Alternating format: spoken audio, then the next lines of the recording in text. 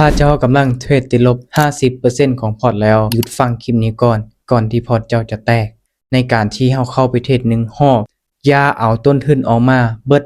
100% คือคลิปก่อนค่อยได้บอกไปว่าให้มีขีดจำกัดในการขาดทุนในการติดลบของเฮาคลิปนี้ถ้าเฮาติดลบไปแล้ว 50% ของพอร์ตหรือ 30-40% ก็ตามสิ่งที่ทุกคนต้องเฮ็ดทำอีกก็คือการหยุดเซาก่อนพักก่อนถ้าเฮาบ่หยุดนี่จั่งใดพอร์ตเฮาก็แตกและสิ่งต่อมาที่ควรเฮ็ดเลยก็คือการหาสาเหตุเฮากลับไปเบิ่งคืนเฮาเทรดจั่งใดคือติดลบเฮาใช้เทคนิคใดกราฟมันเป็นแบบใดเฮาเจอตลาดแบบใดอารมณ์ความรู้สึกของเฮาเป็นแบบใดหลังจากที่เฮาทบทวนเบิ่งดีแล้วเฮารู้จักแล้วสาเหตุต้องหาวิธีแก้ตัวต่อมาหาวิธีแก้ไขเฮ็ดแบบใดล่ะตัวอย่างว่าเทคนิคของเฮาอัตราชนะมันบ่สูงเฮาก็ต้องได้เปลี่ยนเทคนิคหรือว่าที่ผ่านมาเฮาบริหารเงินบ่ดีเฮ็ดให้เฮาติดลบเฮาก็เน้นเรื่องการบริหารต้นทุนทั้งเบิ่งภาพรวมเนาะอารมณ์ความรู้สึกตลาดเป็นแบบใดเฮาคือเทรดติดลบและแก้ไขมันให้ได้หลังจากที่แก้ไขแล้วลดผ่อนความเสี่ยงลงมาจากที่เฮาไป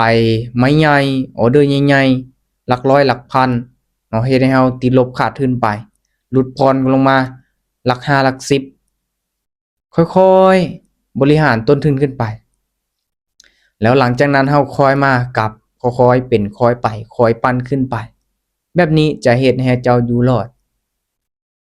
ว่าเรื่องการเทรดติดลบหรือว่าขาดทุนมันเป็นส่วนหนึ่งสำหรับนักเทรดนักลงทุนบ่มีไผที่บ่เคยติดลบ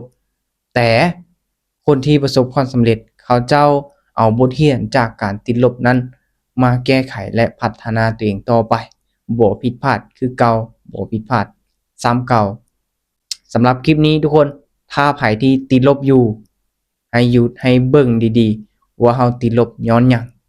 พักก่อนตลาดมันบ่ได้ปิดหนีมื้อนี้มื้ออื่นหรือว่ามื้อต่อๆไปมันยังอยู่ถ้าเฮาฟ้าวอยากเอาคืนตลาดในมื้อนี้จะเกิดเหตุการณ์ที่บ่คาดฝันนั่นก็คือการอยากแก้แค้นตลาดการอยากเอาคืนและนำไปสู่การพอร์ตแตกในท้ายที่สุด